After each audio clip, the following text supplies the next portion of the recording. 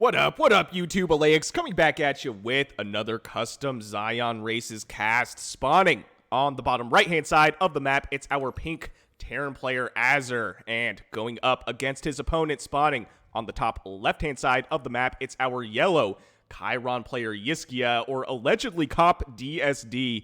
And we have a guest caster. Once again, you'll probably recognize him. It's GGSigmar. GGSigmar, how are you doing?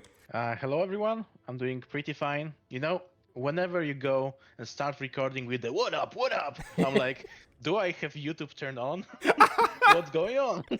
I've heard this before. I've heard this intro. Yeah, oddly familiar, you know? Oh, I love it. I love it. I'm glad I have a little bit of a signature. Oh yeah, it's a great signature. Already we can see some funky stuff going on. Asur going for a proxy barracks, number 1 and number 2. And because he has gas in the works right now, we can also expect some proxy reapers from the player. Proxy Reapers, man, this is cool. I feel like we don't see enough cheesy games featuring the Custom Scion Races mod, so I am stoked to be seeing this. Yeah, to be frank, Solstice did a lot of work to really limit cheese play from Genetron. For example, repulsor rushes were really popular, but Solstice nerfed the construction process of the buildings. It used to be that the building, Genetron building, when it was constructed, and if it was attacked, the construction was slower. And right now it's not slower, but it takes double damage when constructing. So workers can easily kill repulsors being constructed, for example. Oh, okay. Interesting. Yeah. Also, a lot of tech requirements were put on the units so that you cannot really go for an easy proxy inciter. You know, inciter is a unit from Genetron that can jump up cliffs. So doing a proxy inciter when the tech requirement was pretty low was pretty popular, I would say. But right now it's much harder because you need higher tech buildings for this, and it's not really a rush if you must wait for 4 or 5 minutes, you know? Right, at that point it's more like a 2-base all-in than a rush. Yeah, exactly. So we can see first 2 Reapers entering Chiron's main base. We can see Foundry being constructed and stopped Just because barely. the converter died. Yeah, 2 seconds left on the building. That's pretty bad because Foundry can enables you to construct Umbras, and Umbras are pretty good versus Reapers in low numbers. Oh, are they really? Okay, I didn't know that. Yeah, they are much slower, but at the same time they are pretty fast. They hit like a truck, especially when still cloaked, because they deal double damage when the attack is when they were cloaked. So the attack decloaks them, and the first attack when they were cloaked deals double damage. So it's pretty good. Oh, okay, cool. So they have almost like this sneak attack kind of mechanic. Yeah, exactly, something like this. So we can see 3 Reapers now fighting with the Volts in the natural base, another Reaper joining the fray, 2 more in production. So I feel like I've seen this somewhere before, you know? Yeah, I feel like we might have seen this maybe just 5 minutes ago. Oh yeah. Factories now being constructed for the Terran player. I think the description of the replay was there's gonna be a mech play. So hopefully we can see a mech transition really soon. Converters right now dying in the natural base of Chiron. 10 workers already killed and the subjectors carrying off the Reapers right now. More Reapers still being constructed. Yet another subjector being shaped in the Chiron base. Well, yeah, the one in the natural base must really run because 5-6 Reapers is really too much for it. Yeah, that's a lot of Reapers, and we still see Reapers on the way as well. At least one more Reaper on the way, so this is a lot of damage in the early game. We're only 4 minutes into the game, and we lost, what, 12 workers, man? Yeah, that's a lot. Looking at the worker count, Asur is really not ahead because only 3 workers ahead of his opponent, so he dealt some damage, but Chiron is not in the worst of the spots, so... right now we can see Umbra trying to contest a lot of Reapers. I think it killed 1 and damaged the second one. So as you can see, it could resist the Reapers for some time, but the Soul Umbra really cannot hold against this number of Reapers. Yeah, and it's interesting you mentioned that the Umbra is a good answer to the Reapers because we see yskea right here deciding to answer the Reapers with that Umbra, so I guess that's more or less common knowledge. Yeah, it's not like really specifically good against Reapers. It's just a very strong unit in general, I would say. It receives less damage when it is moving. It has high burst damage value because of the like sneak attack thing. Uh, and it hits like a truck in general, I would say. So Umbra with 2 kills right now, chasing other Reapers. Oh. Reapers right now being caught by the converters. Umbra killing yet another one, so 4 kills on this unit. Will it kill one more? Probably not, but the Reapers are escaping now. One of the racks no longer constructs Reaper, the second one also, so I think we can declare the end of the Reaper rush for the Terran player. And at the very same time, we can see yet another factory being constructed, a third command center being added, yet another factory in the natural base. So we can see full mech transition for Asur, who will have like 5 factories total when he's end with the construction of his things. And we got 2 Cyclones right now protecting the natural base. Umbra cannot really go in. And yeah, the situation stabilized. I think the situation for both players is pretty much equal. Similar is very, supply is very similar. Worker count basically identical. And right now we enter the period of peace. Yeah, For we now. we have a moment of peace in this StarCraft game, which is not a common thing to see in the StarCraft universe, and we do see the barracks flying back home. Yeah, so I think we're entering a late game phase at this point.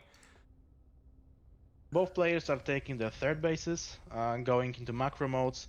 Umbras are trying to deny the third base. As you can see, the command center really couldn't land. Right now, Umbras chasing the mech units and Reapers. One of the Umbras going down right now because Cyclone sniped it. And will it be able to do damage? Will the Umbras be able to do more damage? Looks like they are really scared of the siege tank, so they're going back. We've already got a missile turret there, so they cannot be sneaky anymore. More tanks joining fray from the pink Terran. So I would say the base is pretty much secured for now. Yeah, Terran's turtling up pretty well. I think that was a good call to run away with those Umbras. I think yskea would have definitely lost those if he kept pushing. So we can see Umbra still trying to get into the Terran base. I think this attempt is destined to fail because of the presence of the missile turrets. Maybe they will snipe the SCV, delay the Ghost Academy. We can expect Asur going for a mech plus Ghost composition. We see both players basically macroing.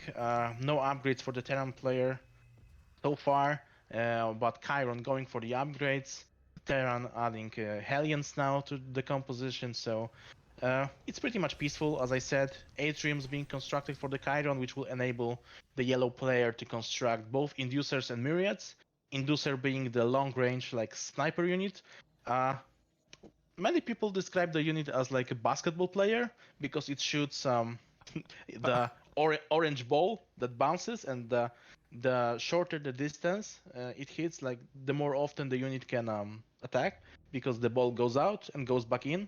So in melee range, the unit shoots very fast, but in a very long range, the unit shoots very slow because the ball has like a constant travel time. I think it can decimate Zerglings to a certain point because, like, in the end, the Zerglings will prevail. They are pretty cost effective when swarming bigger units, but for some time, the Inducers can really, like, bounce a lot of balls on the Zerglings, you know, in melee range. Yeah, they can just steez on them. They're like, hey, I'm going to play some basketball on you, bro. What you going to do about it? Yeah, this is why they call me Jordan. Yeah, exactly. And we have yeah. a Myriad as well. So the Myriad, the vibe I get from the Myriad, it's almost like a walking carrier, but it only holds 3 units. Yeah, so it really is like a ground carrier, but the quirk of the unit is the elytras, which the like myriad interceptors are called, are like anti-light AoE damage dealers.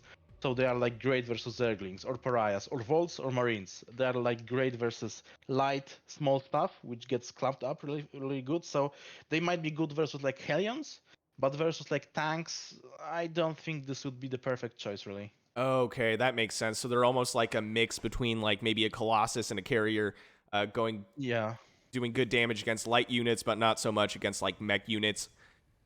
Yeah, I think the best comparison would be to the Swarm Host Locust, Makes kinda. makes sense. Yeah, that's a good point. Yeah, like back in the days, the Locust didn't fly. You know, I'm so old I actually remember all the stuff that used to be in the StarCraft, like Locust didn't fly, and some games of Swarm Host versus Mech took like 2 hours. Oh yeah, I remember that. I remember those games. Yeah, the what is this? Okay, yskea doing a misclick on this Oculus right here, but yeah, man, prehistoric StarCraft. I think we're both old enough to remember that. Oh yeah, I remember one game of Nercio. I don't know if people still remember Nercio. He was like kind of legendary Polish player. Uh, in the times of Swarm Host, which really made long games. Uh, when he entered a ZVZ with Swarm Host, he just left the game because he said like, "My time is valuable. I will not play this shit." Yeah. No, the Legend. games of the games of Swarm Host versus Swarm Host were really dull. Yeah. Yeah, I So remember it was basically just a holding pattern. Once swarm hosts are out, you're just stuck in the game until somebody gets a good engagement. yeah. So we can see Inducer already starting to play basketball right now on this command center. Yeah, getting some practice in. This Yeah. command center is turning into a planetary fortress, so this is a defensive command center right now. We have a lot of tanks right here. This is a kind of a hard position to break. Maybe if I was in Yiskea's shoes, I would go for the left side of the map right here, where there's not really a lot of units defending, just a couple tanks, and that's it. Yeah, so the Inducer actually has less range than a siege tank, but the vision is on the side of the Chiron right now. Oh, and we can see an engagement going on. Volts, Elytras with the support of the Inducer. As we can see, not really being able to push into the Terran mech. So the mech holds strong and the base repelled the yellow attack. Yeah, pushing Yskea back, and Yiskea's really fixated on getting this position cleared and breaking into the Terran base, but I really think, and we actually see what is going to be a few Umbras trying to get an engagement on the left side of the Terran map. Yeah, unfortunately for the Chiron, some tanks were left behind, so it really didn't deal any damage. We can see once again Chiron going into the mech, which I would say is not always the best of ideas, but in this case, the Pariahs, Myriads, and Inducers actually broke the siege, I would say. So we can see last tanks holding strong. I think only one tank remains in the planetary fortress. Maybe the Chiron will be able to break the planetary fortress right now and push forward. Yeah, but as you said, these Myriads not doing quite a lot of damage to this planetary. This planetary is putting in a ton of work right now. Got 10 kills already, and I expect to see that number go up as well. We have the tanks also reinforcing this position. But I don't know. Maybe Yskea might break this hold by the Terran. Yeah, Mole's being called down to repair the planetary fortress, and right now it stands strong. Helion's dying, tanks dying, and mules dying, but the planetary fortress is still pretty much intact after the repairs. So even though Inducers keep on sieging the building, it doesn't look like it will break anytime soon. No, yeah, these Or will Inducers it? just playing basketball. But yeah, you're right. Now it's actually going down. These mules are not repairing. And we have plenty of resources for Asur. He could repair this thing, but I think he forgot about these mules. Oh, there we go. There we go. Right when I said it, he's like, okay, I'm listening. Man, I'll repair it. Is the caster scarce, you know? Whenever you say something, players do exactly the opposite. Yeah, exactly. Yeah, one thing I want to point out is that Asur is transitioning into battle cruisers. We can see Yamato being developed. We can see 2 battle cruisers being constructed from the starports. 1 starport still idle, so I think soon we will see 3 battle cruisers in construction. At the very same time, we can see the planetary fortress still being attacked, still not being destroyed. And the Inducers, 6 of them right now. Is that a whole basketball team? It's a whole basketball Or is it 5 people? Yeah, because like, how many people are there in a basketball team? 5 or 6? You know, I actually don't know. I should know because I'm American, but I don't watch basketball, so we're not going to talk about that. So are you more of a like baseball guy? No, I'm more of a rock climber and snowboarder. I'm really into solo sports. I'm into sports that I do. So I'll watch snowboarding, I'll watch rock climbing, but yeah, team sports, I'm more of an esports guy. So StarCraft is my love. Yeah, unfortunately I am just a couch potato, so 3 battle cruisers force the cancel on the Chiron player. The Inducers and Myriads going back. They didn't break the base in the end.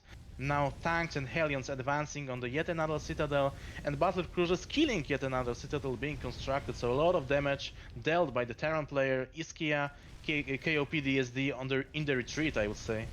Yeah, it looks like he was running back, and now, yeah, we have this this mech army on the top right-hand side of the map as they're slowly pushing towards the Chiron side of the map. These inducers, though, putting in a lot of work, but like you said, I think these tanks outrange them, so yskea has to be really careful not to lose these things. Yeah, I always find it funny that ghosts are so super like stealthy commando guy, but then it dies, he's like, ah! Yeah, it's so dramatic. It's like, man, you know what you signed up for. Yeah, for his whole life he was stealthy, but when he dies, he's like, I'm gonna scream at the top of my lungs. Right? He's like, I can finally speak. This is my one chance. Yeah. Oh, battle cruiser going down. The ops is supposed to be covered, but not anymore. Yeah, so we could actually see an Aegis being used in the natural base of Chiron against the battle cruisers. It's going off right now. It's a pretty tricky spot for the Chiron because so far Chiron wasn't really able to break the mech of Terran, which makes me think maybe the Terran is the go-to composition against Chiron because it looks pretty solid, I must say. So KOP DSD, I believe, is a Korean grandmaster level player, and looking at the game, I think Asur is at the very least high masters too, because both of these players are extremely competent and they go head to head in this game, and I'm really happy we chose this replay to cast, you know? Oh yeah, this is a really, really action-packed replay, and I think you're right. I think Asur is at the very least a high master. I mean, look at how much he's expanding. He's even throwing down a cheeky expansion on this right next door on the right side of the map, right next door to the Chiron player. So I agree. This is a really, really fun game to cast. Okay, so Ambras right now, maybe not the smartest thing to do, but I think he's trying to kill siege tanks with the AoE of other siege tanks, which maybe it was smart if Chiron's trying to free up supply, although he's not maxed yet. We can see more myriads being constructed. I'm still not really sure if myriad is the ideal unit, and we can see Chiron engaging at the third base of the Terran. We can see Helions being decimated by the Elytras, but at the very same time, Yamato cannons being shot from the top by battle cruisers, Titan now falling, inducers being decimated, the Soul Titan still standing still, but at the very same time the replay ends, the Titan was about to fall, and we can see Pink Terran player victorious in the end. Yeah, yskea throwing out the GG, really action-packed, almost 18-minute game. Very fun to cast with you as usual, GGSigmar. This is actually our second cast together, and I'm stoked that you came on to cast another game. It was a pleasure. And always is. Always a pleasure. And if you guys enjoyed what you saw, please consider shooting me a like and subscribe. If you want any of your own games cast, send them over to my Discord or my email, which will be in the description below. And I'll see you guys on the next one.